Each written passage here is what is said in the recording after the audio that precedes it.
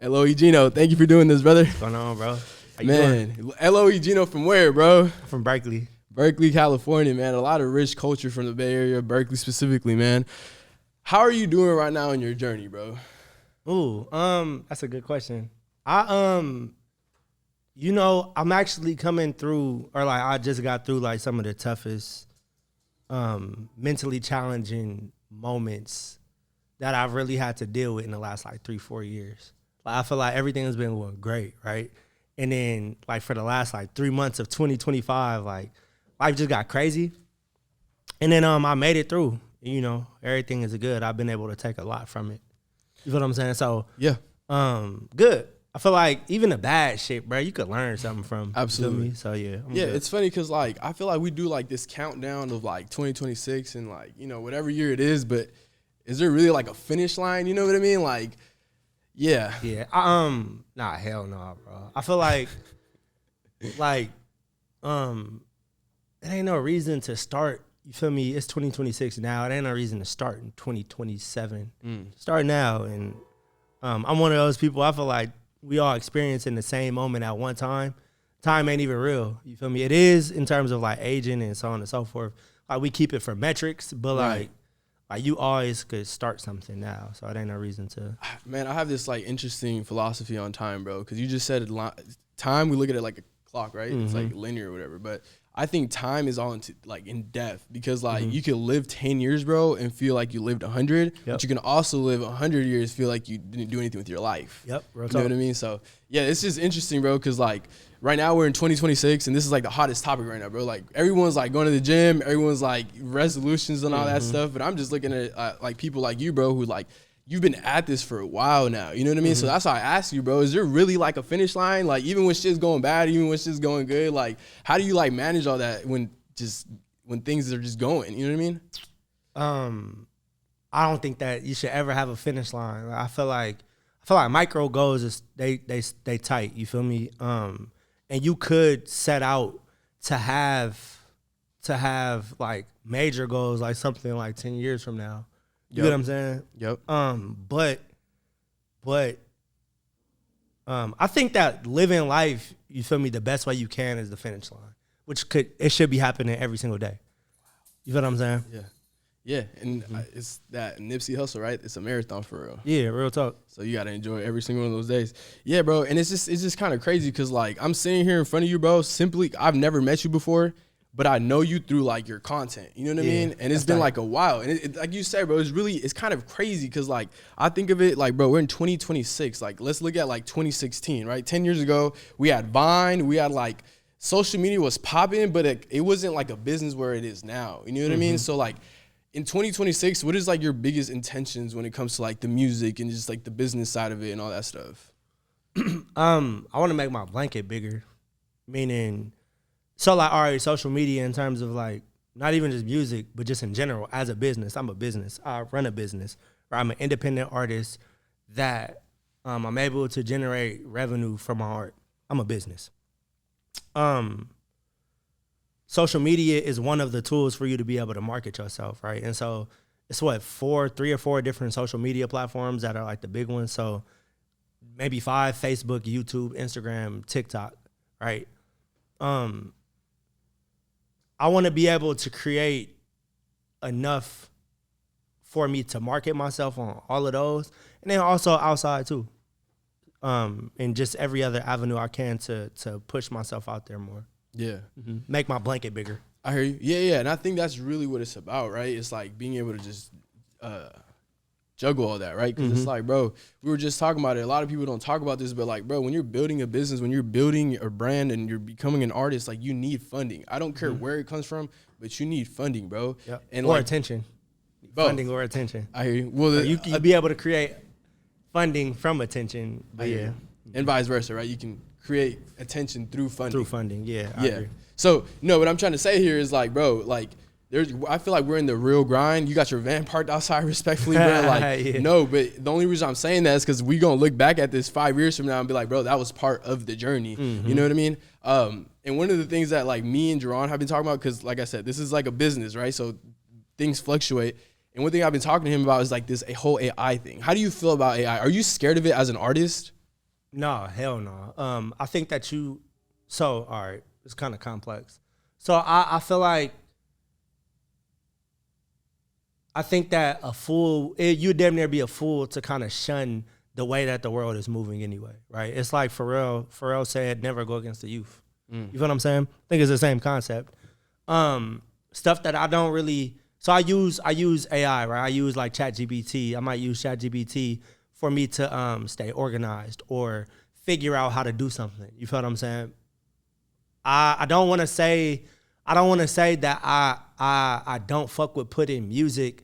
So all right, I don't fuck with artists, brands being built through artificial intelligence, but I've seen producers do some crazy shit with AI. You feel what I'm saying?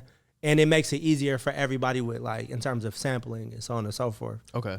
One thing that rubbed me the wrong way with AI is, like, bro, I feel like the covers, when people do graphics with AI, it just don't look tight to me. Okay. You feel me? Yeah. But I'm also not necessarily against it if it make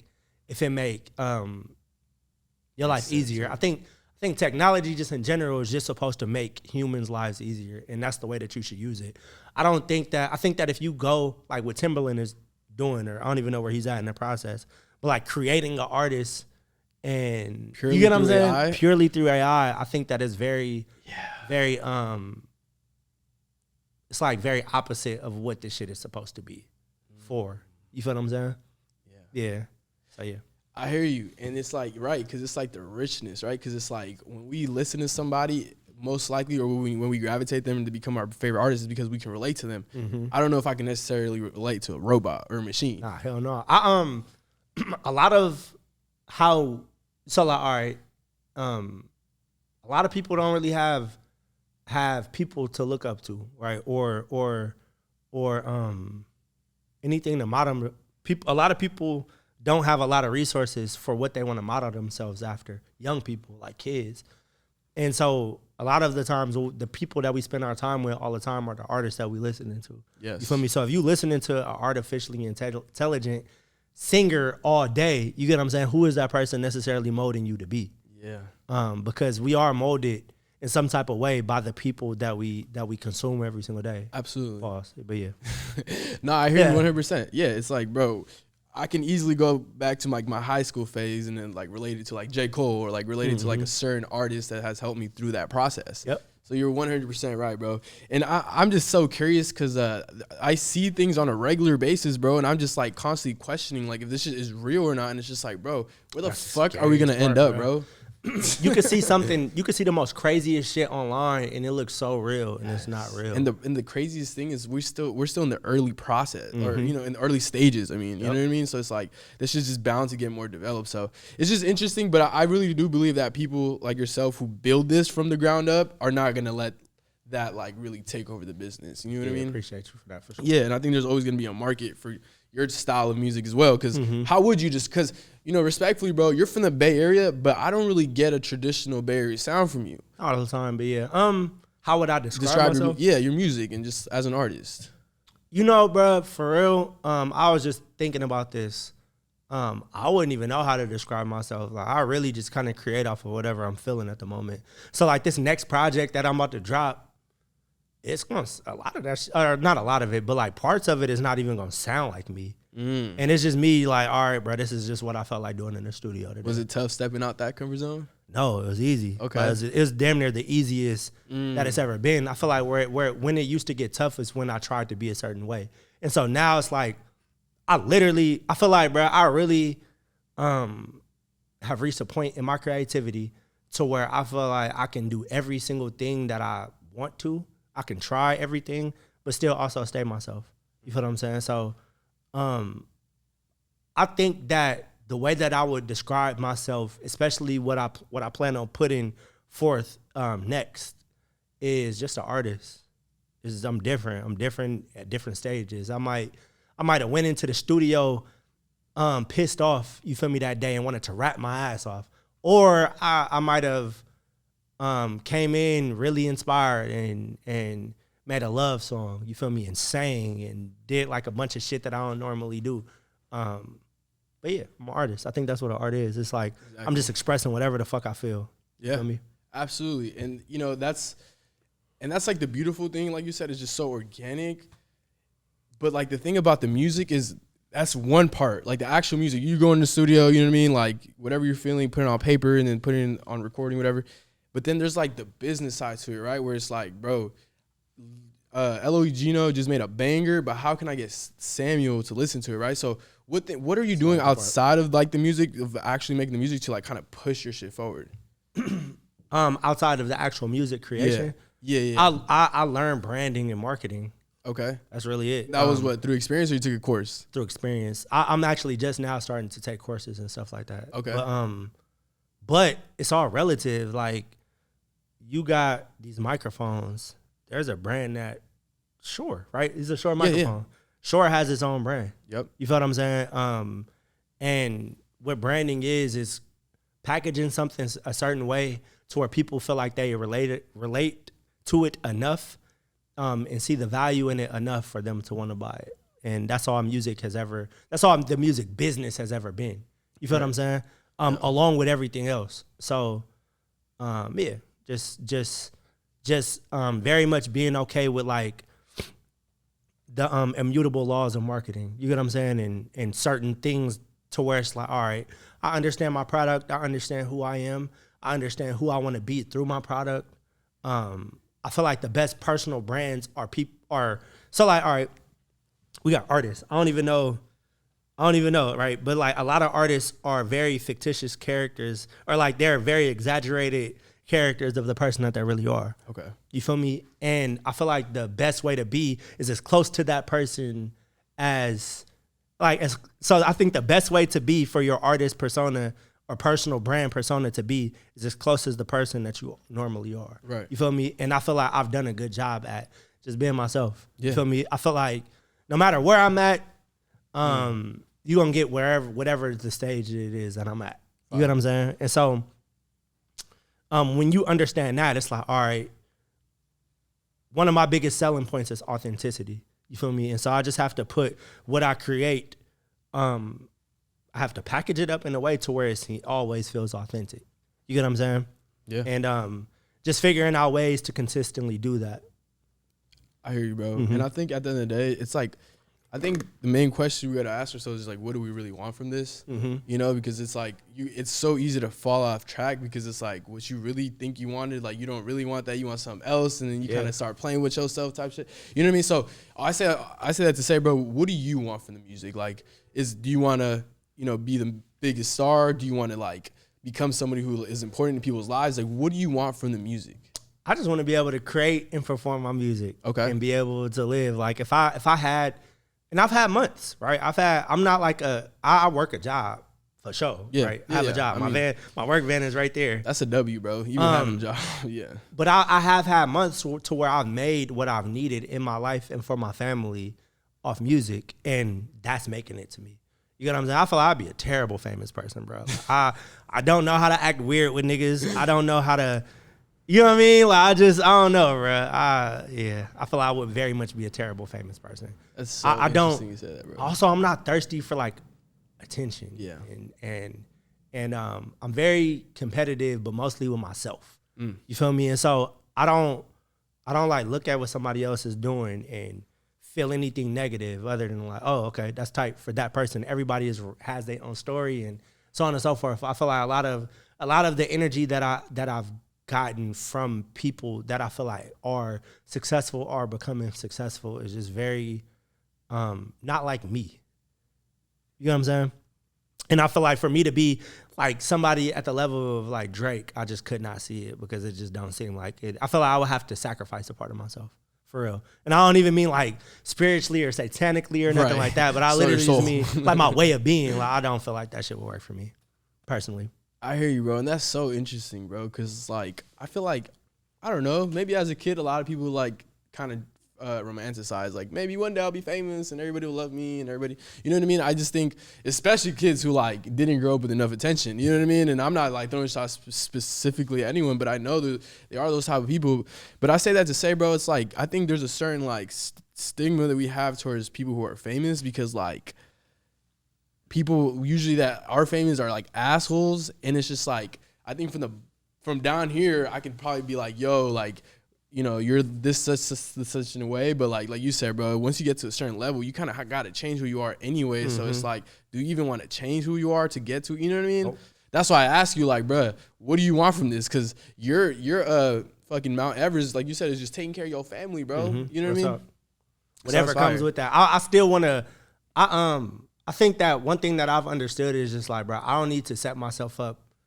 I can set myself up other ways outside of music for me to be able to take care of my family, not just in case music doesn't work out, because it's worked out, right? Like, I've had months to where I've been able to take care of myself, my family. That's working out. I'm straight.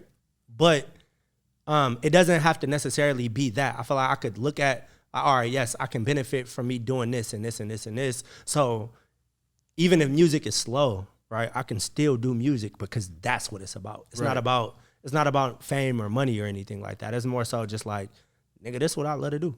Period. It's very, very cut and dry. Yeah. Do you feel like people want to be famous because they want to be loved? I think that's a part of it for sure. Yeah, I could see that. But at the same time, though, I feel like a lot of people, when they do get famous, it becomes the opposite. Because now they're kind of like, it's kind of like fake love. They only love you because of where you are, not because of who you are. You know what I mean? But I really love how we're able to meet, bro, because I've known about you for a while, and it's ironic because I've wanted to reach out before. Should hit me. But no. Listen, though, bro. I think it's a perfect spot because it's like, bro, I kind of, looked at your catalog and stuff like that, and it's just like you have cats. You've made music with cats like Lil Bass God, Neff DeFaro, Lil Russell, you know what I mean? Shooter Gang Coney, like a bunch of like various sad homies, you know what I mean? Or legends. But you know what I mean? Like everyone might be at a different position in life. Like how do you look at them and not get jealous but get inspired? Because like talent wise though, you're right up there though. That's what I'm trying to say. It's like So how do I look at? I don't know. I don't want to say I don't get jealous. Like, all right, so me, I was on the phone with him on my way over here. Neff DeFaro is one of my close friends. So is Coney. It's my brother, right? I want him to be as great as he could be, even if it's like way farther than me. You get what I'm saying? Because it's not like his journey is not about me at all. It's about him. And I feel like if you actually love and fuck with somebody, then that's what you want for them. I feel like I was having this conversation earlier. I'm like one of those artists that I'm not going to go into a studio and work with every single artist in there. I have to have a conversation like this for the most part for me to even really open myself up to want to work with you. And if it doesn't happen, then it doesn't happen. And I'm not necessarily like, not mad or anything like that, but just like it almost doesn't register for me to be able to want to take that step creatively. Yeah. You feel what I'm saying? Yeah. But I never really like look at what somebody else is doing. And maybe I have in the past, but I think that I've grown to a place to where I'm like I understand that I'm able as well. You feel what I'm saying? And even if my life goes a certain way, that doesn't necessarily mean that I'm more or less. It's more so this is just where my journey is taking me right now. You feel me? And I'm okay with that. I'm cool with it. I don't want anybody to not be the best that they could be. You feel me? Or do the best that they could do. Especially like somebody like Neff. That nigga love music just as much as me. You feel me? Why the fuck wouldn't I want him to be the biggest star in the world? You feel what I'm saying? Yeah. So yeah. Right, because it's just like pure off the love. Yeah. No, that's so real, bro. And like that's why I want to get your perspective because like I said, bro, listening to your music, bro, like, I just, in my opinion, people just need to know more about you. I don't think like the music is the problem. I think it's just like, you know what I mean? Like, yeah, it's just like need to do more of this. Yeah. No, for you sure. know what I mean? Like, but no, it's a process, bro. And I think that's what I'm saying, bro. It's like we catch each other, our journeys at a certain point because we're able to like help each other in that sense. You know what I mean? Because maybe I wouldn't have been able to provide for you and ask these type of questions like a year from now or, a year before. But no, yeah, bro, that's why it's so interesting, bro. And I salute you, bro, because like you got a son, right? You got a family. Yeah. Is that difficult, bro? Because I think the average person, we can relate to that, bro. It's like we want to grind, we want to do what we love, but we also got to maintain a family. How has that been for you? You got kids? I don't. You want kids? Hell yeah. Yeah. All right. I don't want to say like I love music more than my son. I never said that. I don't love anything. I don't love anything more on earth more than my baby. Okay. Right? Salute. But music is also very much high on my priority list. You feel me? So is like stability in my life, in my household. I had a very unstable life as a kid for a long period of time. And that's important, right? And so priority, my son, priority, music, priority, my girl, priority, my well-being, I go to the gym and shit, priority. And I guess how do I do it is not really letting any priorities take a backseat. You feel me? All of it has to get done. Yeah. Because if it doesn't, then it's not going to get done. And I feel like you doing yourself a disservice to lack on your priorities. You feel what I'm saying? Piling up. And all shit start piling up. Yeah. And you always going to have to deal with shit that you put off. Like, you're always going to have to deal with it. Anything that you put off, you still going to have to double back. Even if it's 5 years from now, you're going to have to double back, right? And deal with it. And that's that. With in terms of me being a father, right? I wasn't able to see my parents provide a really nice home, and then still also, I wasn't able to see my parents damn near in general, right? Let alone like have parents that are there and provide a really nice home, keep good emotional and mental regulation, and then still go out and build something for themselves. You feel what I'm saying? Yeah, for sure. I feel like it's very important for a kid to see that. Yeah, especially for like a young black boy. You feel me? I feel like it's very important for them to be able to see that. And so that's one of those things that helped me kind of keep everything together.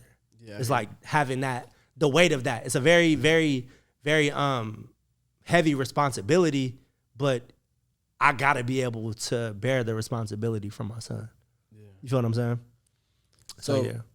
It's funny you asked me that question about having kids, bro, because even though I don't, I think about it all the time, and I think about it the most when I'm fucking up in life. Because like I remember I sat down with my therapist one day, and she said, new parents, like, they usually try to go get the best crib, they try to go get like the best diaper bag, and it's like, no, the number one thing you should do. Guilty. Yeah, for sure. At least you love your kid.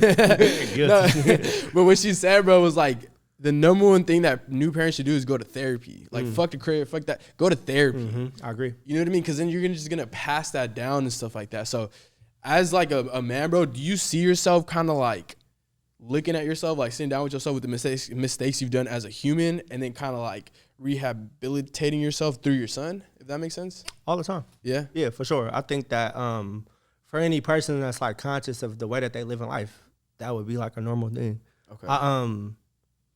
Yeah, I see it all the time, for sure. I've never really went to therapy as an adult. I probably should, but I'm always trying to be very in tune with the way that I'm affecting the outside world around me, including like my household and my son. You feel me? And yeah, I feel like therapy will probably help a lot of people. I know that for sure helped me. It's one of those things that I just don't necessarily got the time for. You feel me? Yeah, it's a lot, bro. But yeah, like, yeah. No, I hear you, bro. And so growing up for you, did you have your father in your life? No. Okay. Me and my biological dad didn't get cool until damn near 3 months before my son was born, and my son is 4. So, and we cool now, like we straight now, like we have a really good relationship. Fire. Which I'm blessed to be able to have, you feel me? But we did not, so I don't even know if all right, it should be all right. Maybe so, we can cut this out. So like my dad, right? I have 2 people that I have to consider fathers, right? It'd be I have an older sister and I have a younger brother. Okay. They have the same dad and I have a different dad. Okay. Their father, which is, I also consider him one of my fathers too. He passed away when I think I was 6, right? So he passed away when I was 6. And so that was the situation with him. And then with my dad, he had a very bad alcohol problem. And instead of being the person that's there affecting his environment with his alcoholism, he decided to stay to himself. You feel me? And isolate. Not included for me, right? And it just went like that. So like our how it would go growing up would be like he'll pop up and we'll talk every couple of days.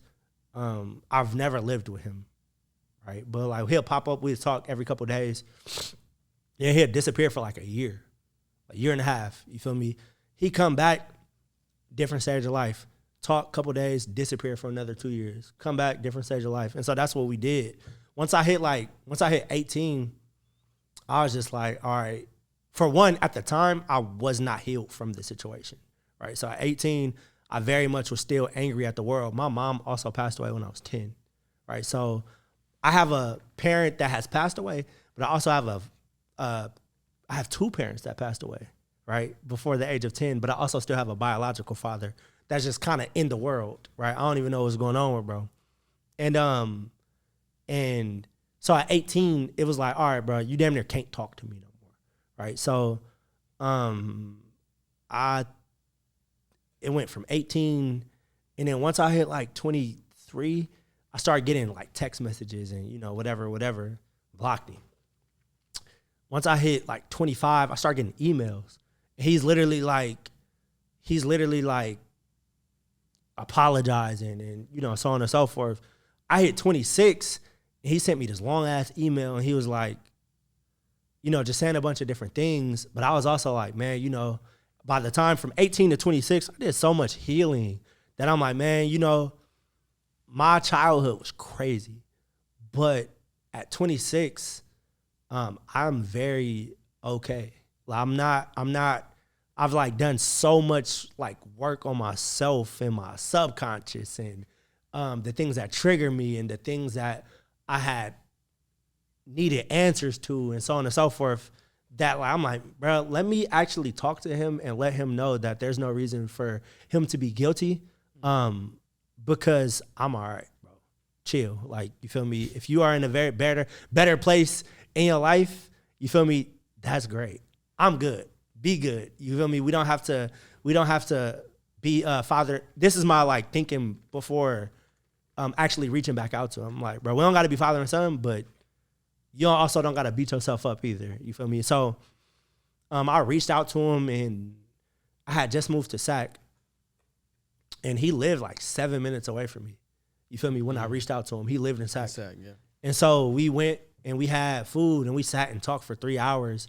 And bad alcoholic growing up, right? Like most of his life. And pretty much he had reached a breaking point, went to AA. From AA, he went, you know, a bunch of years sober, but from AA, he like really embraced it. So he's like the chairman of Sacramento Alcoholic Anonymous right now. Wow. From AA, he went and created a program to rehabilitate people that are dealing with substance abuse. So he went to school for it. So he like completely flipped his life around, and he created a business, you know what I'm saying? Like using the thing that kind of was fucking his life up in the beginning. And so we were able to just talk. Like, the first thing is like, bro, I'm sorry, I wasn't the best growing up, you know, so on and so forth. And I'm a very, not a forgiving person, but I try not to hold on to things. So it's like, that's cool. You ain't got to chill. You don't got to trip about anything that affected me growing up, because I was affected, but I also, you know, was able to get through everything. So we were able to spark a relationship from then. And it's like, since then, bro, we've been straight. Like, we talk all the time. We didn't went into business. We didn't make money together. Like, you know. All right, sorry about that, y'all. We had some technical difficulties, but this podcast is great. So so grateful for LOE Gino, man.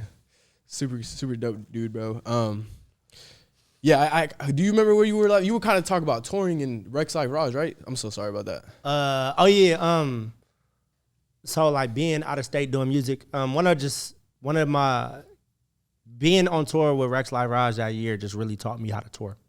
Yeah. And I haven't went on tour myself, but I feel like I'd be very prepared for it. Mm-hmm. Yeah. Yeah, no, that's fire, because I think experience is phenomenal, bro. That's really the only way to grow. Mm-hmm. Is there any cities that like stood out to you for any reason? Boston, bro. When I perform, I still got fans that tap in from Boston from that tour. I was just nervous. Like, nigga, I had never been in Boston before in my Right. entire life. I didn't even. What's crazy is like my music wasn't even half as good as it is like then and as it is now. And it was one of those moments. I was like super nervous before, and I went out, performed my ass off. You feel me? And I feel like it reflected really well. Do you recommend that for like a newer artist or someone who's really trying to establish themselves? Just like get out there and try to hit different cities. Yeah, I'm planning on doing a way better job at that this year.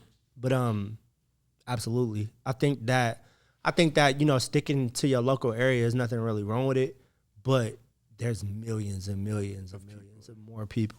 You feel me? That'd probably be more inclined to tap into what you got going on. Absolutely. Mm-hmm. Yeah, bro. No, this is amazing advice, bro. I love your story. I love your advice that you're giving to a bunch of artists. If I'm an artist, I can listen to this and like really grab some notes from you, bro. Yeah. What are you working on right now? Like, what's the biggest thing that you really are looking forward to? When is coming out? When is the interview coming up? Probably next week.